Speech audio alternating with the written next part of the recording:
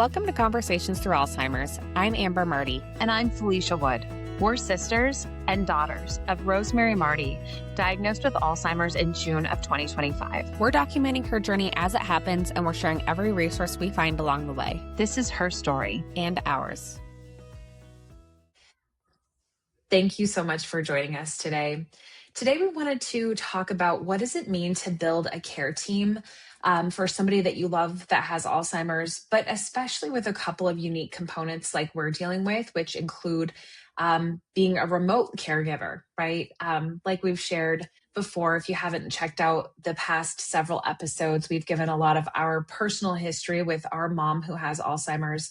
One of the dynamics of our specific situation is that both Amber and I live in different parts of New York, but that is quite far away from where our mom is in Denver. And so we've had to figure out how to be remote caretakers and how to help give ourselves and support the people who are on the ground with my mom in Denver, which include my dad and our Aunt Linda, and then some other, friends and whatnot that we have in place as well. And a care team also includes the medical providers as well, but we're going to be talking more about the actual people who are either like relationally connected or who are not specifically medical caretakers that are part of a care team. So hopefully what we'll be covering today is like, how do you kind of divide and conquer responsibility? How do you protect yourself? What are different communication strategies or rhythms that we can find and get into? And I'll start by saying right off the bat what you might not want to hear, which is that we don't have all the answers. I wish that we could say, hey, here's a great roadmap because we're doing it perfectly. I don't know what you think, Amber, but I don't think that's the case. I know there's a lot of things we've tried and there's things that have worked out well for us that we're excited to at least share in case they inspire others. But we've had to learn the hard way a lot, and we've found some good things that work, but it's definitely been a journey. What do you think? Yeah, I mean, we've been dealing with this for almost a year now, and we're still trying to figure out, okay, let's add this system, or let's change this, or maybe we can implement this. Like every day, I feel like we're trying to get a new system in place. And luckily for me and you, like we're both very system oriented people. So we're like, let's, we'll dive into it in this episode, but like, let's try this thing that works for us at work, because we both work in corporate, or like, let's, do family meetings every week. Like, we'll go through them, but like, we're trying different things because we do still see gaps. Like it's not a quick, easy fix. It's not just something like a to-do list, like, oh, we're just going to check this off. Like there's so many, we are basically starting to treat it as a project and be kind of like project managers and owners and dividing like responsibility, because it's a hard job and we're still in the early stages, but there's a lot to cover. There is. And we'll go into some of those things. I think one of the things that I really value in life that I think we've taken into this predicament that we're in is like always staying creative, right? Like just because something worked for a few months doesn't mean it's going to forever work exactly as the way that you intended it, right? Sometimes you have to layer onto things or build things or just be willing to change things. And I would say like you have to have that flexibility in mind, especially with Alzheimer's, because things can change very quickly. They can progress. Like what you were dealing with 1 month, the next month can take a sharp turn. And so you have to be willing to be agile and be flexible and constantly like I think you have to be willing to ask yourself the question, like, what isn't working? Because if you can be really honest about that, then like Amber was saying, like, then you can put a system in place. And that's truly what we've done since the very beginning. Like we didn't really know what we were doing or even what roles we would play from the time we got that diagnosis in June. So what I was thinking, Amber, is like, let's kind of talk about what we like, kind of go as chronologically as we can, or for as long as it makes sense to say what happened from the time we got the diagnosis in June and kind of how did we kind of fall into our roles and how has it changed over time. So what do you think was the first move once we got that diagnosis? I think from my memory, I think we were in shock like the first month, like, oh man, like what do we do? Where do we go from here? I think, I started looking at like clinical research studies because like I wanted to see what options those were.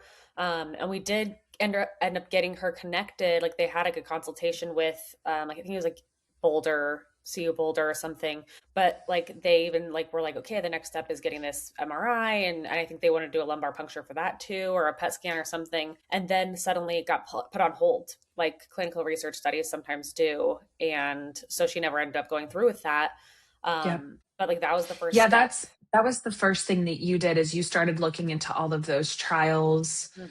um, and figuring out if there was anything there. I also remember that you've always been for our mom and like for this situation, you've been able to do a lot of like execution style work in terms of like, I think you got us all into her portal. We were able to Yeah. see updates. We were able to message with her doctors. Like you definitely facilitated how do we make those things happen because you knew that that was going to be really important moving forward. And I think for me, like I also, you know, we have different strengths and approaches. One of the first things that I immediately did was I wanted to get her with a functional medicine doctor.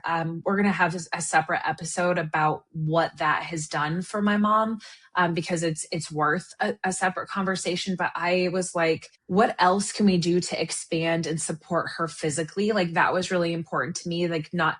And again, we'll get into it. We don't, not everybody has to do that. But for me, it was really important to get that second opinion from a different perspective of what's happening with the entire body. And so we got her with a functional medicine doctor who's my husband worked with this doctor in the past. So I was able to kind of know what to expect and had a positive experience. So that was one of the first things I did. And that happened like that following month, kind of kicking off like getting baseline blood work, getting an evaluation. And then that kind of led us to the next phase of what ended up being kind of challenging was just once she went and met with the functional medicine doctor, she was put on a long list of supplements along with her medication that she already takes from her other doctors. And so we quickly had to, over the course of several weeks, figure out how were we going to sustain her being on so many medications.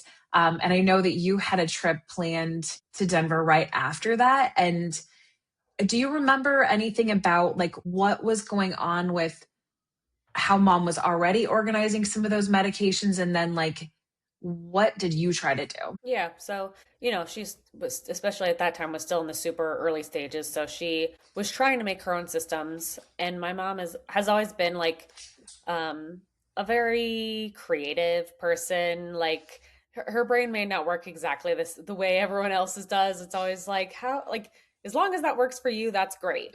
But when you get Alzheimer's, what works for you is not going to work anymore. Like we need a system that's going to work for everybody, and that we can all kind of make sense since we can't rely on just her brain anymore. So I Yeah. remember I went in there and she said she would.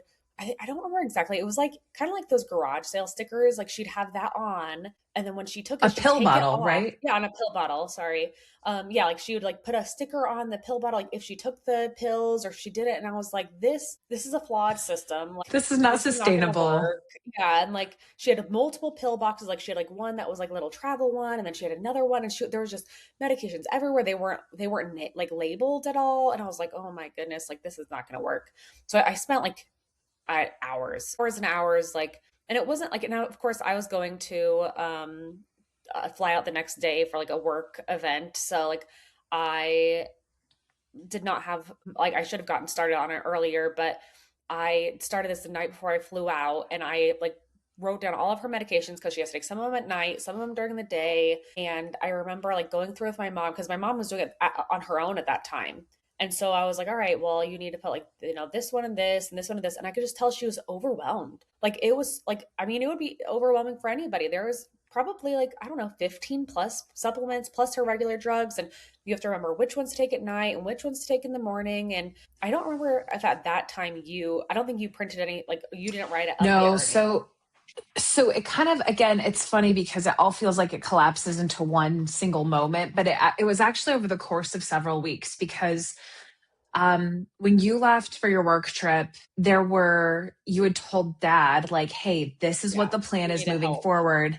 And there were several phone calls from mom and dad to you while you were on the work trip. And I remember you calling me up the night before you're flying back to our house. It was actually like it's funny, this sticks in our mind because the day you were flying in from your work trip, mom was also scheduled to come visit us in September as well. And so the you basically told me, you were like, I can't do it. You called me, you're like, I cannot do it. I cannot do it. I cannot have one more phone call with dad about this medication. I can't do it. And I was like, all right. And this is kind of how I fell into what I feel like a big part of my role in our family is, which is like, I feel like I'm kind of like the director, which is funny because my degree is in directing, but like, I kind of like, I was like, I will take care of it. Like, I will be the person who says, here's the exact medication list. Here's what you are taking. If there's any changes to the medication, it has to run through me. Like, I'm going to like lay down the law. Contact Felicia. Do not contact Exactly. Amber. Do not contact Amber. Yeah, exactly. If you have thoughts and feelings, submit them to the director. I will manage all of that. And so, it ended up being, while she was here with visiting us for, I think like a week or two, we ended up having this system where like her pills were in like AM bags and PM bags. And we were able to start to kind of see up close during that time, like where she would have trouble remembering or what she would get mixed up or what was kind of forgotten. And that gave us more insight. And then ultimately that led to us getting like a really gigantic pill box from Amazon that has like the AM and the PM. Yeah, it's been very helpful. And then basically what we did is I created a Excel spreadsheet. And again, this has different variations, right? The first version of it, I think, had what is the name of the pill? It was like an AM spreadsheet and then a PM spreadsheet. And it was just what's the name of the pill in one column? How much should she take in the second column? And I think that was it. Yeah. And then over time, through more thoughts and feelings, I had to then include a column that had a picture of the pill bottle. So we all knew we were all on the same page. And then I had to add a column over time of why is she taking that pill? Because again, more thoughts and feelings about, because it does get overwhelming, especially on that much medication. You can start to lose sight of why am I even doing this? But when you start to read it and you're like, oh, this helps support brain function. This helps support sleep. This helps support hormones. It helps you contextualize it and remember. And then I think down the road, like several months later, we even added a column for who prescribed it or where the pharmacy is. Yeah, like now it's turned into a very complex spreadsheet because it kind of anchors everything and is the go-to document if there are other changes or if there are updates. And it's very helpful because medications do change for a variety of reasons. Like we've had a medication change due to insurance changes. So once insurance changes, certain medications don't get covered. So substitute medications had to come into place. We've had changes just due to her own blood like levels, things that have had to get added.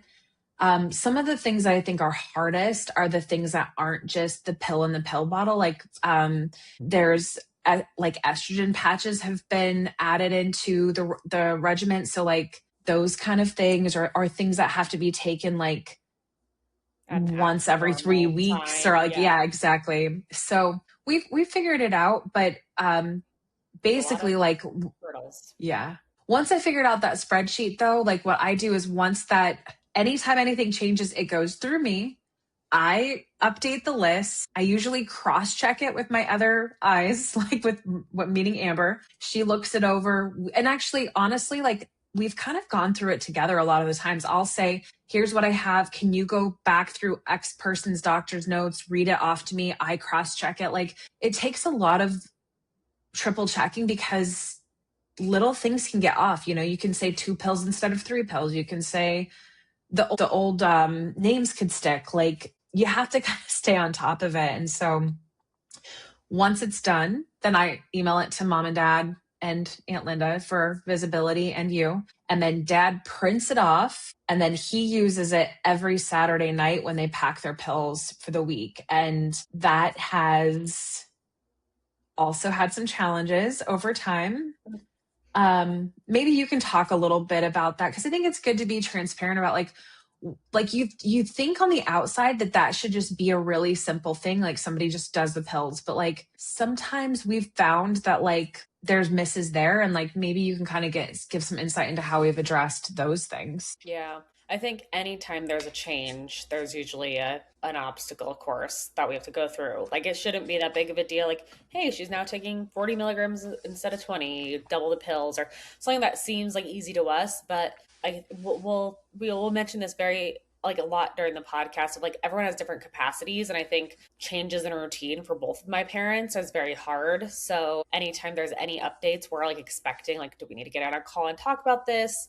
And like even like recently she has a pill she has to take like 30 minutes before eating, and so like we have to separate that, and like that was a whole thing because like Yeah, we didn't even realize that they didn't note that in the instructions, and so we had to go back and say like, hey, by the way, this pill needs to be separated out.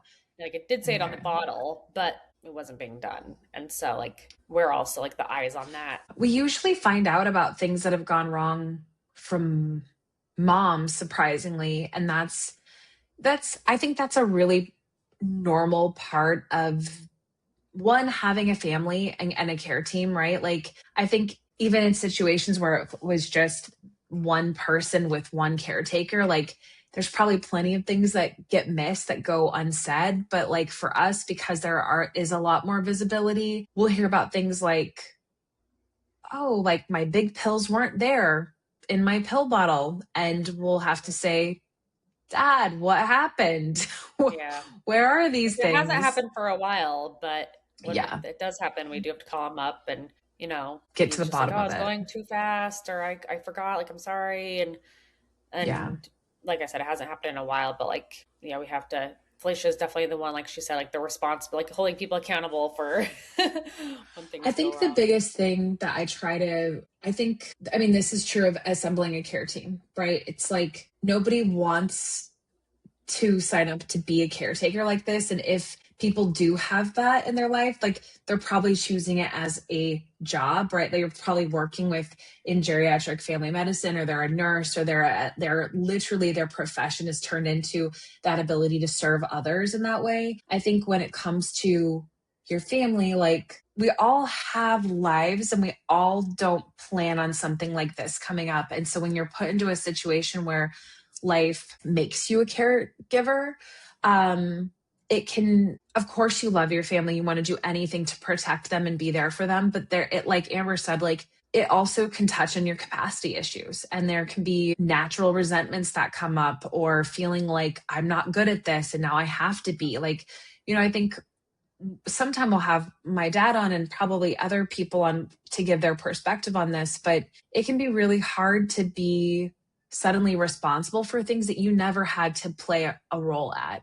And so I think that's one thing I've really tried to bring into all of the moments of like managing this and like trying to hold the systems accountable, is like we don't need to spend time blaming each other or getting angry at each other for what's happened.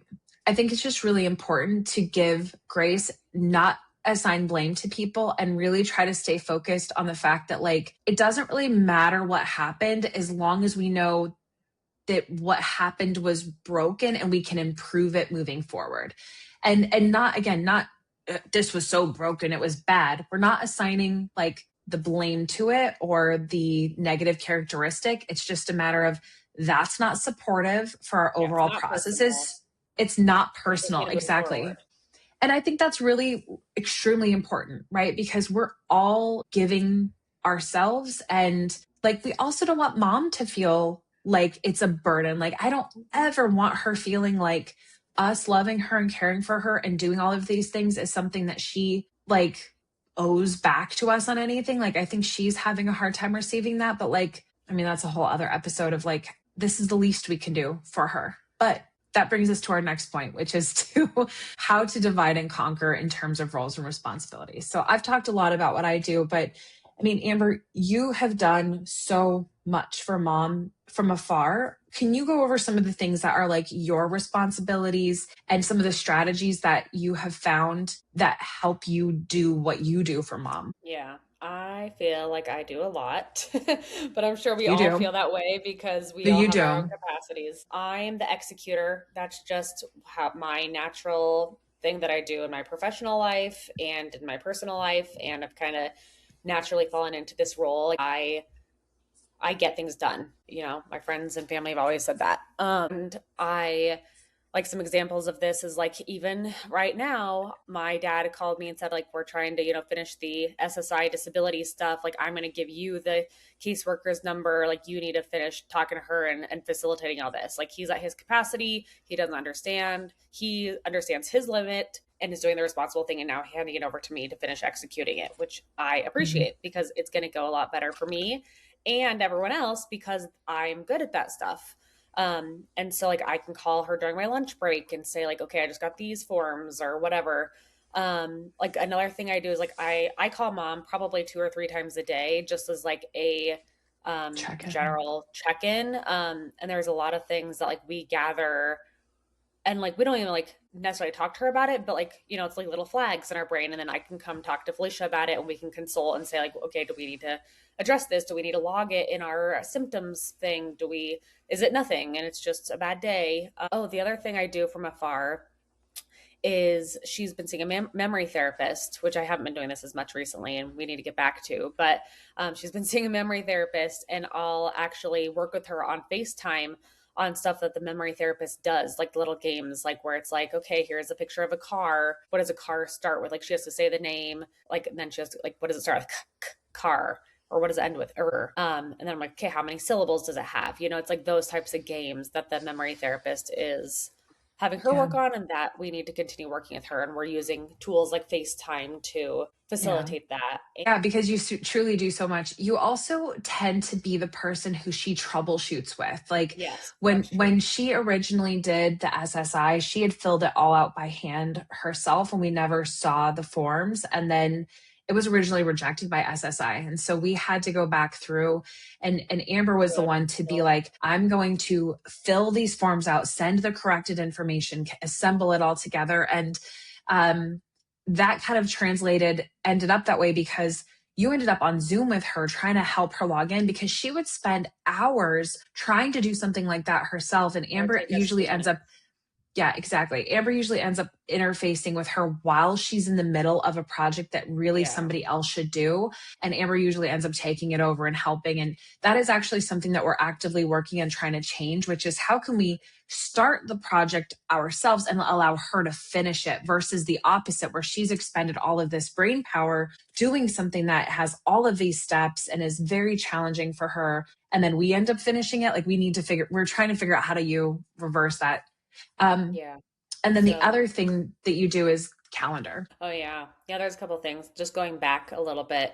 I just want to touch on the Zoom because that was such an important thing that I want people to be aware of. It's such a great resource. Like FaceTime, for example, like somebody can share their screen, but you can't do remote access. And on Zoom, you can. And unfortunately, you only have 40 minutes unless you're like paying for it. So you have to be very like quick as you can. And so like how it usually works is me and mom will start on FaceTime because she has to try to flip her screen around so I can see her Zoom. Because no matter, even if we did this every day, she has Alzheimer's, and I'm like, click the green button, click this. Yeah, it's the green button. It has a circle, and like you have to try to figure out like, okay, nope. Can you just read me what you see across the screen? And then she's like, okay, I see a green button. I'm like, yes, that one. Like they can't connect the dots.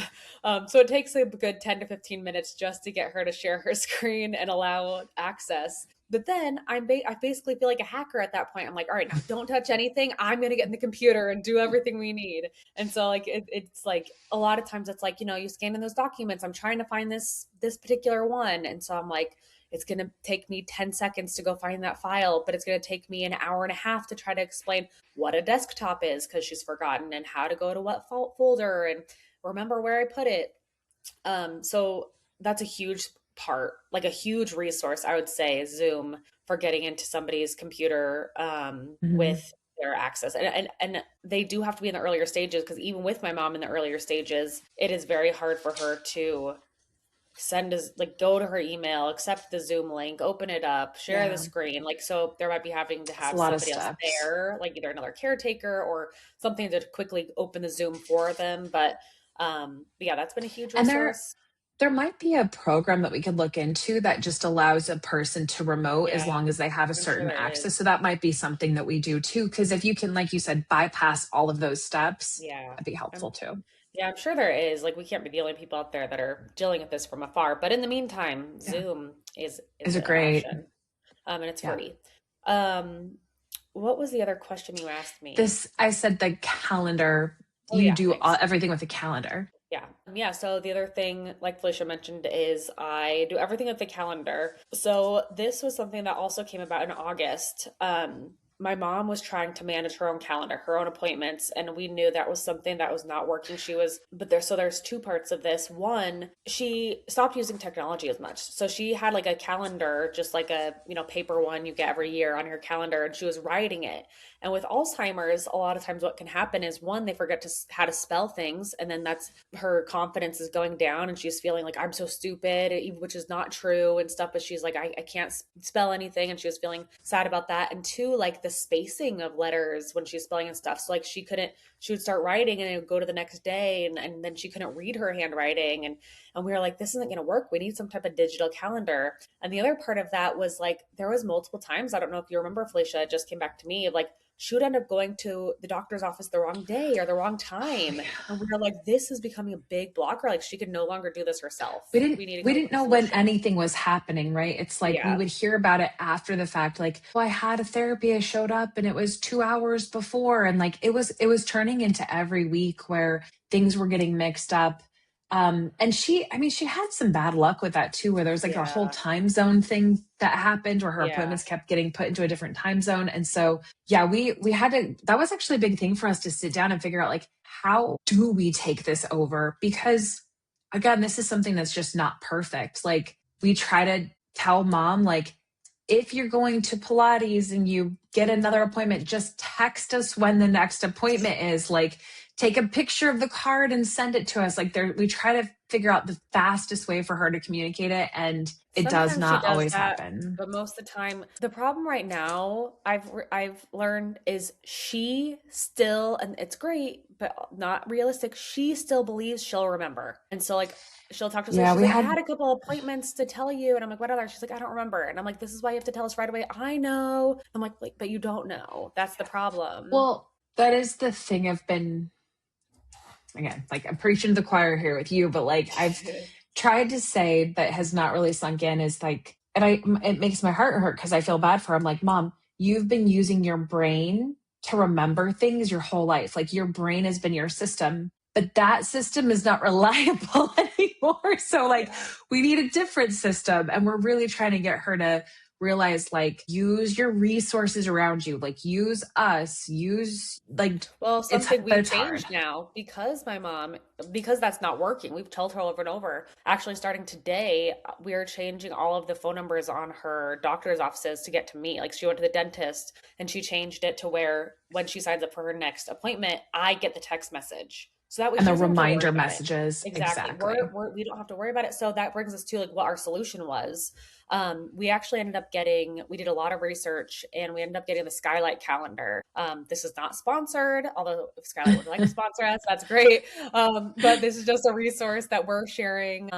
It's basically, I think we have like the 10-inch version. We hung it on her wall and then it comes with an app. So me, Felicia, my dad, and my Aunt Linda, everyone on the care team has access to the same app.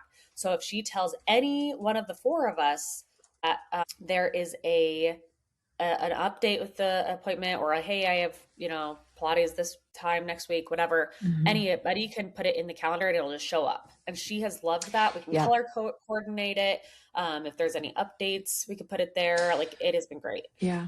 It is great. And I will say again, we kind of have our roles with this because while any of us can put stuff in the calendar, usually Amber is the one who puts it there or Aunt Linda. Like between Amber and Aunt Linda, they're the ones kind of managing the calendar more often. But I'm really grateful for this system because if I'm on a call with mom and she's like, oh, I think I have an appointment, like what time is it? Like, or if some sort of thing comes up regarding the calendar, I can quickly go in my phone and see exactly what she's seeing.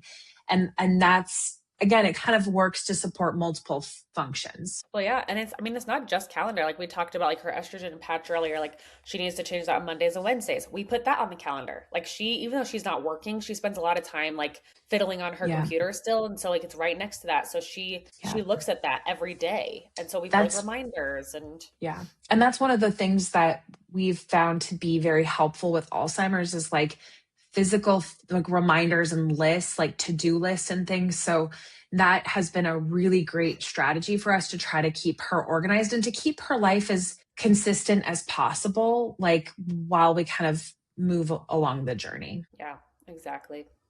Um, Anything else I do? Oh, I think just in general, like you said, like troubleshooting. Like if mom's like, I'm trying to do something on my phone, like I'm usually the one she calls, Mhm. usually, because no offense to you and dad, but I'm usually the most patient. Most days. But I think mom knows that. And it's like I'll sit there with her for quite a while and be like, no, it's not that button. No. Or I'll be like, well, why don't we just, get on FaceTime really quick so I can share a screen? Like maybe Mhm. I'm assuming that's why. Maybe she just wants to talk to me. I don't know. But either way, she knows to call me if she's trying to troubleshoot something. And so I do a I lot of that think with I her. think it's also because of your availability. Like a lot of Yeah. times with my life, like I'm just juggling multiple things at once. So it's hard for me to drop everything in that moment to help out. And that's kind of what she needs is like she does kind of need somebody who can drop everything and help. Mhm. And you've been really good about doing that. Like if you're in the middle of something else, you tend to be able to like set those things aside. And I wish I could. Like it's one of those things that like I've had to have some self-acceptance about like what I can offer because it is much harder to be like, I'm sorry, mom, like right in the middle of bath time, but like let's hop on a Zoom. Like I don't have Yeah. that same availability. Yeah. That is true. But Yeah. But I will say, like, one of the things that I tell you often, and I think is also important for all listeners of this, is like, I think it's really important to check in with each other and remember that, like, just because you started being the person to handle a certain project doesn't mean you have to remain that person if it's no longer working out for you. And like that was certainly the case with the medications. Like when you reach that point, you were like, I'm not doing this anymore. Like somebody else has to take over this part of it. Like that wasn't a problem. And I think that's something that we've had to talk about with dad as well. And like why like we're so grateful we have Aunt Linda there also because um sometimes like one person can't be the only one who accompanies to every single appointment. Like we found it really helpful for mom that there's a few appointments and doctors that my Aunt Linda always goes to with my mom versus my dad handles a different like the neurologist appointments and they've kind of divided and conquered in that way and it's been I think that's been a really helpful piece just to kind of spread not only the workload of that out or like the amount of tasks, but also just to get it different ears and eyes on different pieces of the puzzle. Like, I think that's one of the most important things that I'm just really grateful for in our situation. We have so many people involved. We try to zoom in to as many appointments as possible, or like it's not, we don't need to do it as much if my aunt attends the phone calls because or the meetings because she is very detail yeah, oriented and takes notes, sends takes them out. Like yeah, awesome. exactly.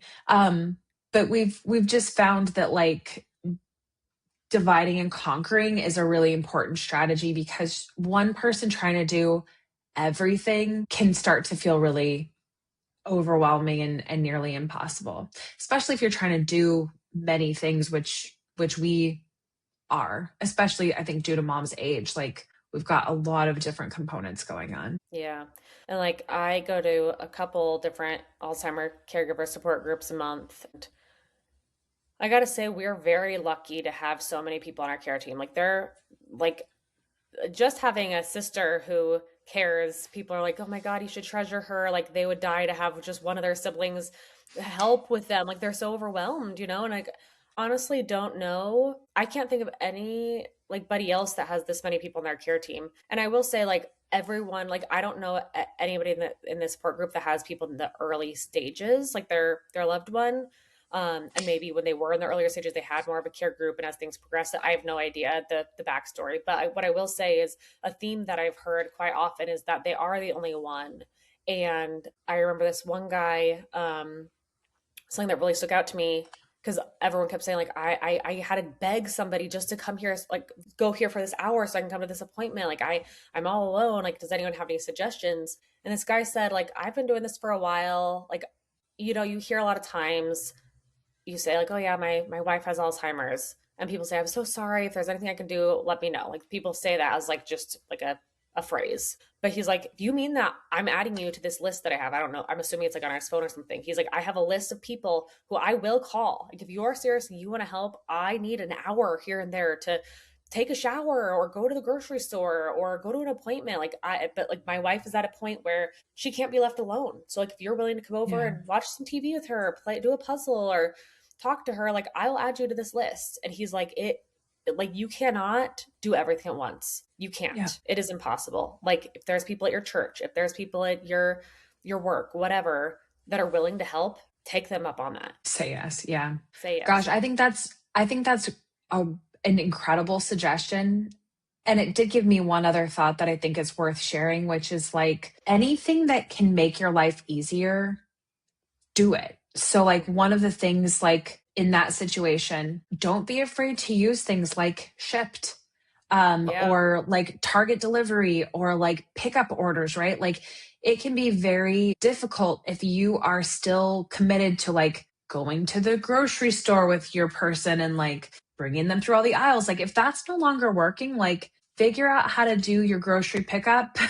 There's so many stores. Target does pickup, like, um, Costco, Sam's Club, like they're almost everywhere nowadays has a version where they'll bring it out to your car. You can place an order or even have it delivered to your house. Even Yeah. things like Instacart for grocery delivery, like, Or Amazon. um, or Amazon, exactly. And we've had to use that too, where like, mom, do you need something? Like, let's get it to you. Like, just trying to simplify as much as you can. Although, I mean, there are a lot of systems out there now that can help you in that way, but nothing really beats the support of a person who's in this with you. And I think that really matters. And as much as we are interacting with mom and supporting mom through either appointments or, I mean, a lot of what we have to do as a care team is just be willing to communicate and be willing to disagree. Like, we do not all see things the same way. I mean, even as aligned as Amber and I are, like, we um process a lot of this together. Like, there are things where it's like, I don't know if I totally agree with your approach or what your preference is on that. And usually being able to talk it out allows us to arrive somewhere in the middle, which is probably a more balanced approach. Um, Even now, like, sometimes we don't agree about, like, as between the four of us, about all of the medications that mom is on.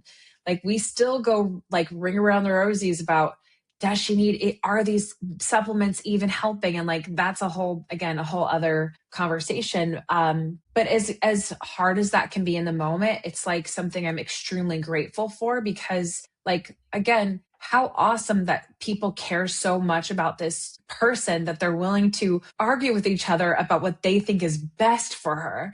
And that just shows, like, that there's a lot of love there. And I'm really grateful for that we're not in it alone. And we really try to, like, from afar, like we've talked about, like, strategies of you can do from afar is like find ways to like say thank you to the people who are there on the ground. Like, we just sent my aunt a gift card the other day because there was an incident that happened where my mom had to go to the emergency room, and my aunt had to drive up from where she was 45 minutes in the snow to go be with her. And we were just like, thank you. Thank you so much for being able to be there. Cause like, we can't just hop on a plane at the last second and for things like that. And it's so hard to not be there. And we're just so grateful for that. So, like, between her and my dad and my best friend, Amber, who was able to take her to the hospital and go pick her up and check on her, like, I think that's another piece of being part of that care team, right? We're still figuring out the best ways to communicate with each other and stuff. We've been noticing like big communication gaps, whether it's like we'll notice my mom will like repeat the same stories to each of us, like thinking like, oh, I thought I told you, but like she told Felicia that 5 times. And so like it's important for all of us to communicate. Like we heard like a story from my mom the other day that we're like, oh, is this starting the next like progression of this disease, or is this just like a one-off event? Do we like we needed to all communicate like and hear these stories and make sure everyone's aware, so that way if it becomes a pattern of behavior, we know kind of the next steps to take. And so we were like, we need a way to all communicate with each other. And especially with my dad, is he's the one, living with her and stuff. And so we decided we should start having weekly family meetings, 15 minutes minimum. Um, and some weeks might be nothing, might just be like, how is everyone doing emotionally? Like, does anyone need anything? It might just be as easy as that. And Mhm. everyone can say, I'm good. This week has been good. My dad can say like, yep, your mom has been great. She is eating really well or whatever. He can give us updates. And we can say like, well, like that's great. Like we've also noticed this on the phone because we talk to her every day, or oh, we noticed she was struggling with this week, which is abnormal, or whatever, just to get everyone on the same page. Like we also want to go over like any appointments that are coming up. Like we had an issue where like my dad drove to the wrong doctor's office. Like, so just like making sure everyone is like aware and knows what's happening. Or like if there's any issues or blockers, be like, hey, this isn't working. Let's all brainstorm better ways to get this. Again, not blaming. We don't care about whose problem is. We don't care about the past. We just want to figure out the best way moving forward. So like let's figure out how to do that. So we just had our first meeting last week. Um, and we're going to continue that this week and going forward. So, in one of our live updates that we do, we'll update you guys on how that's going and how that's evolved, because I'm sure it will. But the other thing with that, we're actually going to present to my dad probably this week is, I don't know how many of you listening are in the corporate world, but something in my corporate job that we use is called a RACI. It's RACI. It stands for Responsible, Accountable, Consulted, and Informed. And basically, it's a spreadsheet or a table that has like who, like the RACI at the top, and then who is like, and then the task on the left, and then who's responsible for that task, who's accountable for that task, consulted, informed, so on and so forth. And I think for having like, if there was just two of us, if it was me and Felicia only, we probably wouldn't need that. But because there's four of us on this care team, we really wanted to have it just laid out of like who's responsible for what. Let's make sure no gaps are there. Let's make sure if something does drop, we know like, hey, you're responsible for this. What support do you need to make sure this is executed better in the future? Like Mhm. it's just another resource for us that I think will really Yeah. I help. think it's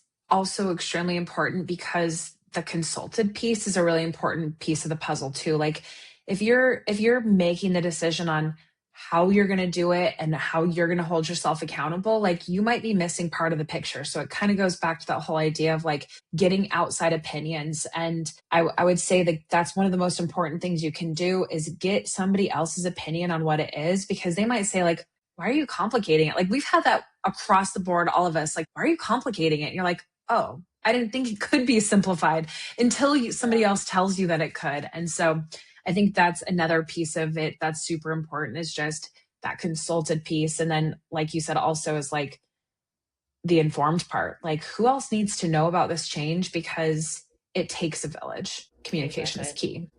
Yeah. Are there any other pieces of strategies you wanted to make sure that we shared?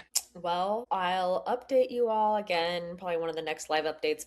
Right before we started this recorded this podcast, I'm starting to build. I'm trying to use the Notion platform. If any of you have heard of it, it's basically, I think it started out like, I remember using it in college a decade ago for like note taking, and now it like has AI integrated into it, and you can do tables and calendars. And I basically want to create a dashboard for all of her care that will have links to her portal with her username and passwords, a folder with all of her test results, like basically a one-stop shop for everything. I think will be really helpful. And it's very overwhelming because like, I mean, all of us are dealing with our own medical stuff, our own lives, like, and now we're having to do another person's everything. So Mhm. just not having to remember what is where and who has the passwords to this, and oh, can you send me that test result? Just having a one place that everyone can reference, I think is gonna be really helpful, and I'll let you guys know. if that is accessible Yeah. for us. Yeah, I mean, I'm so grateful you're doing that because I think one of the most important things when it comes to having a care team is like really asking yourself, like, what's sustainable? And so, like, a lot of these systems and processes that we've talked about are really just about how can I do all of this in a sustainable fashion? So I think that's really important to keep in mind. And I hope that as you kind of heard us talk about a lot of different ways that strategies that we've tried, ways we've tried to approach it, that you're kind of maybe got some ideas that you hadn't thought about. I also hope that, like, if you are in this situation where like you feel like you have limited support, there are other things that like we haven't gotten to the stages where we've learned a lot about, like things like hired help, like geriatric managers. I'm not sure exactly what they do, or there's social workers that can help support. You don't have to do it all alone because, like Amber said, like it's a lot to manage.